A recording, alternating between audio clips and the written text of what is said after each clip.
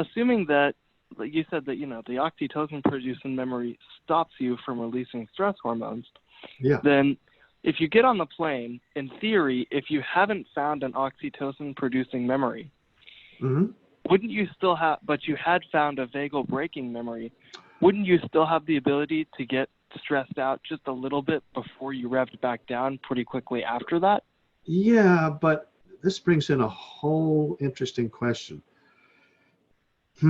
Okay, let's talk about it this way. When your Sure. cell phone rings, why does it ring? Mm-hmm. It's to get your attention. Somebody wants to talk to you, right? Right? As soon as you answer the phone, what happens to the ringing? It It stops. stops because somebody wanted your attention. They got it. Okay, Mm-hmm. look, the amygdala is like somebody calling you. The amygdala says, "Ooh, wait a minute, something's going on here." And because I'm not very intelligent, the amygdala, don't know whether this is dangerous or safe, but it's different. And I'm always, if something different's happening, I just can't deal with it. I've got to zap Mm-hmm. my owner, get him or her to pay attention to this, because he's got that big cortex, big brain. He knows all kinds of stuff. I don't know stuff like that, Mm-hmm. he does. So I'm going to zap him. So your amygdala calls you, and it doesn't do it like your phone does with the sound. It does it with feelings. The stress hormones Right. cause this feeling. So Yeah. initially, when the amygdala fires off, you get a feeling of alarm. But if your parasympathetic nervous system kicks in quick enough, you go from alarm down to interest or curiosity Mm-hmm. so quickly that you don't even notice that you had this millisecond or few milliseconds of alarm. And Mm-hmm. that's great, because now that you've calmed down a little bit, you can see what the amygdala is reacting to, and then you can make an accurate judgment about whether it's a real threat or not. Right. But the problem is, if you don't have that system that calms you down, it's like trying to have a conversation with somebody if your phone kept ringing. That's Sure. hard to do, because here now you're trying to think, and your amygdala, the stress hormones your amygdala zapped you with, are still there. It takes a few Right. minutes for them to burn off. So here, you can't hear yourself think. You might say, the stress hormones get in the way, and you can't really Mm-hmm. think clearly, and they make you. Your judgment goes off. Your ability to decide whether the dangers that you are thinking about, or whether they're real or imaginary. Mm-hmm. So that's where we get in trouble with the airplane. Even in anticipatory anxiety, you say, well, I got a flight coming up. You think, well, what if it crashes? What would it be like on the plane? Oh my God, falling out of the sky. Oh man, I can't handle that. You produce a lot of stress hormones, and enough that you begin to think your plane's going to crash because you're feeling these feelings. Mm-hmm.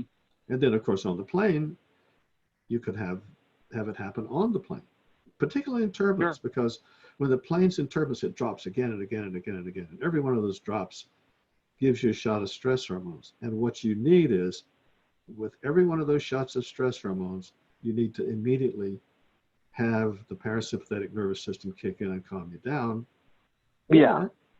or you have to produce oxytocin so the amygdala doesn't do it. Just Mm-hmm. doesn't produce the stress hormones, or both. Yeah. And like I said, I'm pretty sure I get both to happen most of the time. Yeah. Just because, I don't know. I don't know how I can tell, but I think I can tell. Does that make any sense at all? Well, I don't know what you mean. You can tell that you're better off now when you fly than you used to be? Well, there's definitely that, but I think that in situations that used to get me anxious, like now, I think that I get both oxytocin and vagal braking, just because Uh-huh. most of the time, those situations, I don't even get nervous. Even if I Okay. think, what if I get nervous? I don't get nervous. It just, Yeah, nothing happens. yeah. Hmm. Okay. Well, see, I don't know if how to separate it, and I don't know if we can.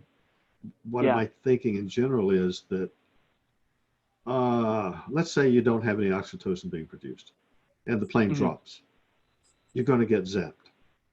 Sure. Now, im- immediately you bring to mind face, voice, and touch, let's say, Hmm. and immediately you bring to mind a sexual afterglow moment. Okay, the sexual afterglow moment is going to keep you from producing hormones the next time the plane drops.